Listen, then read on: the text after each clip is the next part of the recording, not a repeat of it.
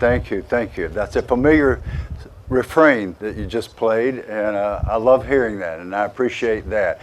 The first thing I want to do is introduce the light of my life. Our grandchildren can't all be here, but one of them is. Claire Hunter, would you please stand up back here? Here's Claire Hunter, who's 10 years old and loves playing softball here at this wonderful facility. And her father, Bob Hunter, our son-in-law. Bob, if you'd please stand. Bob is one of the outstanding coaches and was named the Positive Coach of the Year 2 years ago in the girls softball program. 12 letters, 5 syllables, 1 word from a dead language. While Latin is indeed a dead language, the word and the concept is not dead. It lives in you and me. And if you don't remember another word I say today, I want you to remember this word. It's complex, so we'll break it in half. I want you to say it with me. We'll say the first half first. So repeat after me. Magna Nimitas. Now all together. Magnanimitas. Magnanimitas means greatness of spirit. Greatness of spirit lives in you and in me. What your racial background is has nothing to do with your greatness of spirit.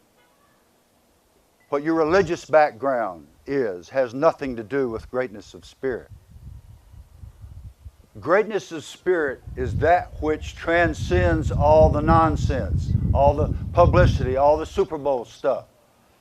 I got a bunch of Super Bowl rings.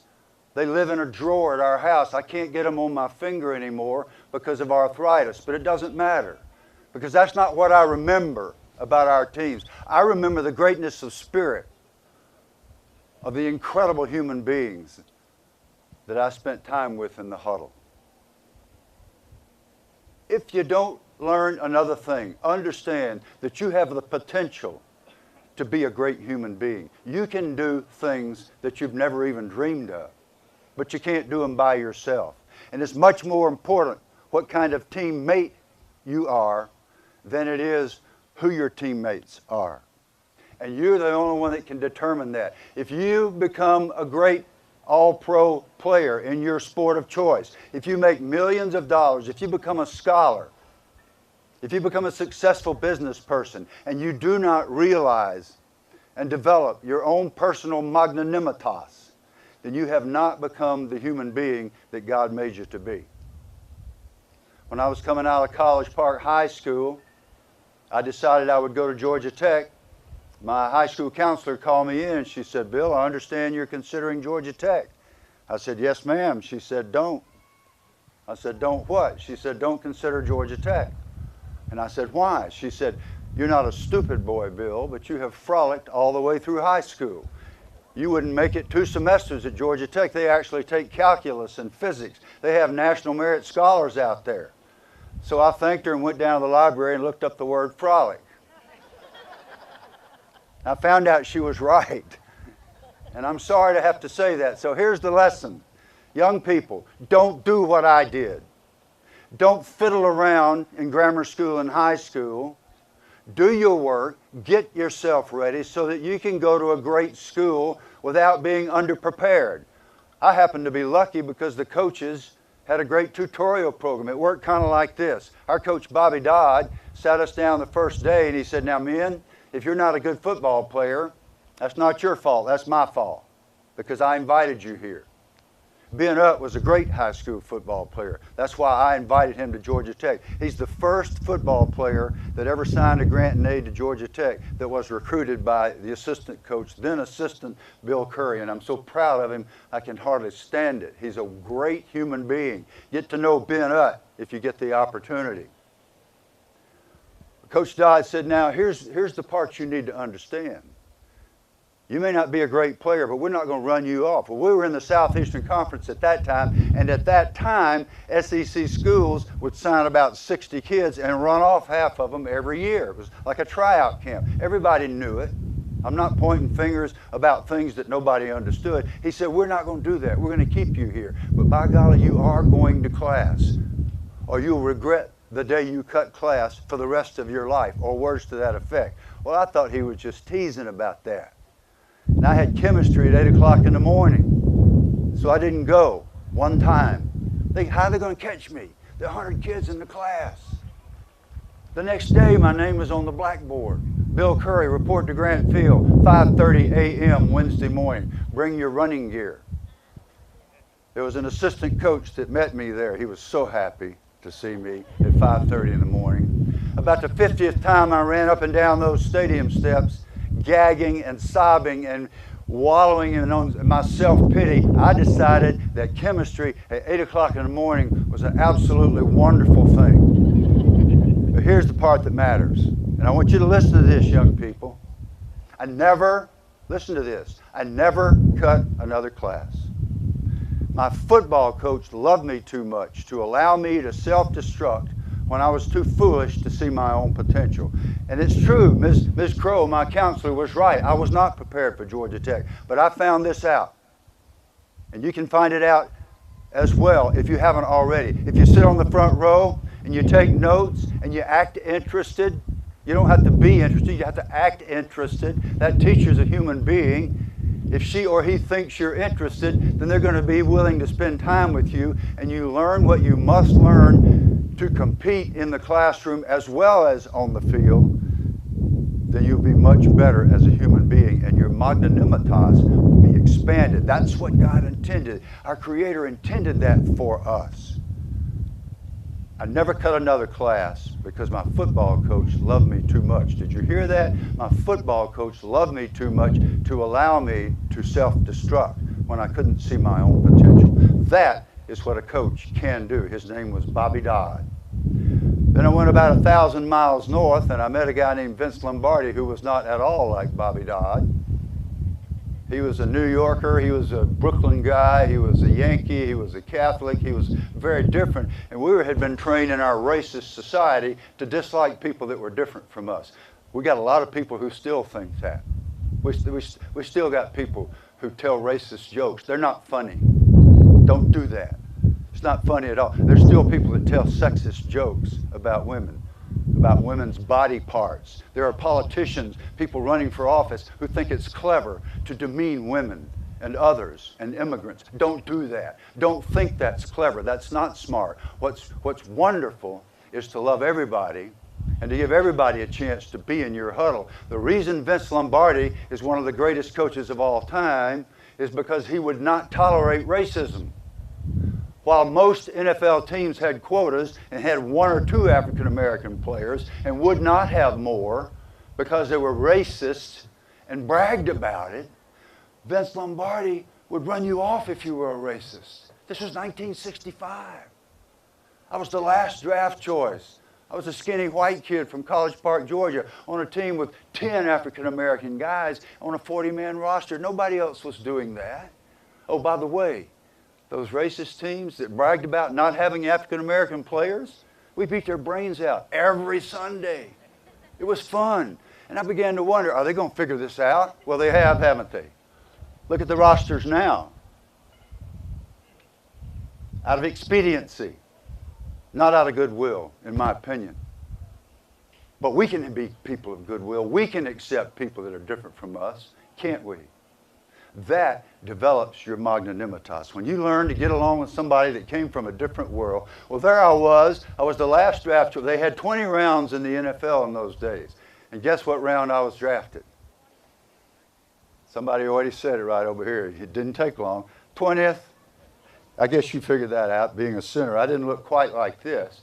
Vince Lombardi had turned to his personnel man, Pat Pepler. He said, Pepler, we've drafted 19 players. It's 2 in the morning. I'm exhausted. I'm going to bed. Do something humorous with the 20th selection. So they did. But that wasn't my biggest problem. I didn't like Vince Lombardi because he was not Bobby Dodd. He said stuff like, your religion, your family, and the Green Bay Packers was all you'll think about. In that order. And then as soon as we got on the practice field, he got confused about the order of the priorities. But he was a great football coach because he would not tolerate racism in a time when racism was even worse than it is today, if that's possible. The greatest thing about football is that you better learn to get along with whoever's there, because that's the way life's going to be. You can't step in the huddle and say, I'm not playing with that guy's a liberal. I'm not working across the aisle. I don't like that. I'm not blocking for this. This is not the quarterback I wanted, so I'm not blocking anybody. We got people who live their lives like that, and we send them to Washington.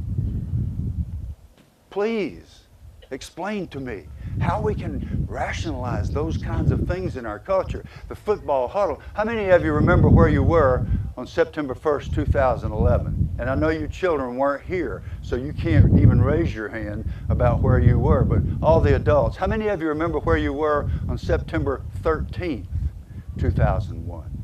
Most of us do not. One little fellow about 7, he remembers where he was. I want to talk to you when this is over. Well, I was working for ESPN, and I had been assigned to do an Alabama game. After the disaster of 9/11, ESPN assigned all of us to games that did not require us to get on airplanes. And we didn't know if the games were going to be played at all. The conference commissioners were meeting to decide, are we going to play the college football games? Well, I was living in North Carolina. I was assigned to go to Alabama, to Birmingham, to broadcast the Southern Mississippi-Alabama game, if indeed it was going to be played. And so I take off across the state of Alabama on Thursday mid-afternoon. I pull in to get gas, and I'll never forget, I was in Attalla, Alabama, just a little bitty town, not too far from Birmingham. And the guy recognized me because I had coached in the state. He said, well, Coach, are we going to play these games this weekend? I said, I don't know. But you may be the first man in America to find out if my cell phone rings, because I'm going to get a call from ESPN while I'm on the way over here to tell me, go ahead, we're going to do the game, or turn around and go home, we're not going to play this week. It was that rough in our country at that time. We were so uncertain. What would it mean to put 75,000 people in one place all over the country? Well, sure enough, my phone rang. They said, they're not playing. Go home. I was relieved. I was so worried about what might happen. We weren't sure. We just knew there was some kind of conspiracy against our country and against our government. So the guy at the filling station said, well, I'll tell you one thing, Coach, y'all ain't playing. And I'm not making fun of him or Attalla, Alabama, or the state of Alabama. I am making a point to you about the priorities in our country and why these sports are so important to these children and to the rest of us. He said, well, let me tell you something. What's going to happen in Attalla, Alabama, we're going to play football Friday night no matter what, because it means a lot to us. Wow. They're not going to play in Southern California. They're not going to play at Notre Dame. They're not going to play in Alabama, the university. But Attalla, Alabama is going to play, and every other little town across this country played its games that weekend because it means a lot to us. Why? I was so disturbed on my way home, I started to evaluate. And I want to close with this. I want you to always remember it. It didn't take very long for me to figure out the reason it means so much to us. And it's not just football. It's not just my sport. It's not just being a sport. It's all these sports where we are put in a huddle and we learn to get along with people that look different from us, who come from different neighborhoods, who come from different countries. And we learn to communicate because we have to in order to survive. You see, football is the only sport I know of in which every player needs every teammate on every play just to survive. The African-American guys at Green Bay could have beaten me up, injured me, and sent me home, and I thought they would. That's not what they did. They embraced me. They loved me. They changed my life. The great Willie Davis, the defensive captain, unexpected, undeserved, unrewarded acts of kindness until I finally was able to line up and play on the team with him and the rest of those great guys while we won world championships. And I had the privilege of knowing the magnanimitas of truly great human beings because of this sport. I figured out that that huddle meant so much, not just in Attalla, Alabama, but every other little town across this country. What happens at NYO is whether we're cheerleaders or whether we play softball or whether we play football, we have a chance to come together. We have a chance to reach out to the community. And we can do better at all of those things if we think about it, if it becomes conscious, if it becomes directed energy, if we take our magnanimitas, develop it. You see, true greatness is not to win a Super Bowl. True greatness is not to play in the NFL. True greatness is to find the magnanimitas that God gave you, to develop it with all your heart, and then to give it with all your heart to a cause greater than yourself. And that can start with teamwork. When you step in that huddle, you don't look across the huddle and say, I don't want that person because he's different from me or she's different. You say, I'm going to be a teammate. I'm going to be a great teammate to you, no matter what our differences are. And I'm going to do it with all my heart every single day that we play together. Now I want you to take your magnanimitas that is, to me, epitomized by your fingerprint. I want you to look at your hand and understand. And for you linemen down here, you can look at the left or the right, Ben. It doesn't matter if you get confused. Either one's fine. And understand this.